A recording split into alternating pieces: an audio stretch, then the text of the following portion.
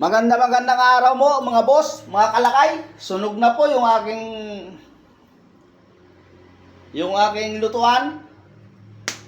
Dahil inabala po ako ng aking anak. Eto't magluluto tayo ng napakasarap na gulay, lutong kusina at pasok na pasok sa pampamilya. Medyo kakaiba nga lang to. Kaya lang masarap to. Panuorin natin hanggang sa dulo. Ito po yung kanyang double B, lalagay na natin. At maluto muna. Palalambutin lang natin, papupulain.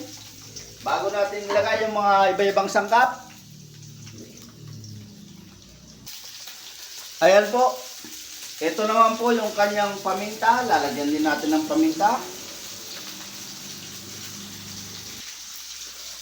At MSG, ilagay na rin natin to.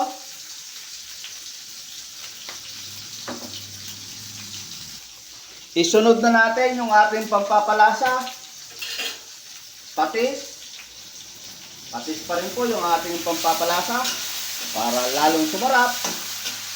Kaya medyo masarap tong ating imumukbang ngayon. Eto na guys. Ilalagay na ho natin yung ating sangkap. Ito po yung bawang, sibuyas. Isabay-sabay na ho natin yan. Panuorin nyo hanggang dulo at marami pa tayong ilalagay dyan guys. At ito naman yung kanyang kamatis. Ilagay na ho natin. Ayan ang napakasarap na luto ng double B. Marami pa tayong ilalagay.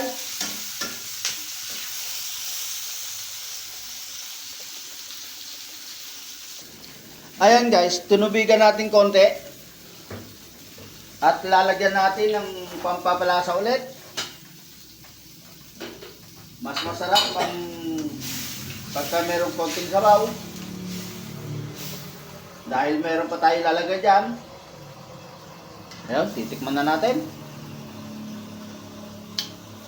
Ayos na guys. Ayan guys, lalagay na ho natin yung ating dahon ng sibuyas. Isabay na natin yung ating dahon ng pako. Ayan po yung ating pako, no? Puro dahon. Sabay-sabay na natin yan guys. Ayan ang recipe na niluluto natin ngayon. Double B with pako. Gisado.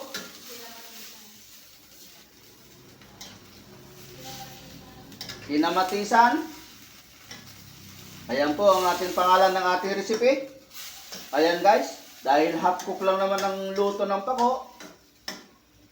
Pwede na yan.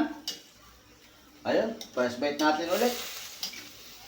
Ayan, pagka medyo nalanta na yung dahon na ganyan guys,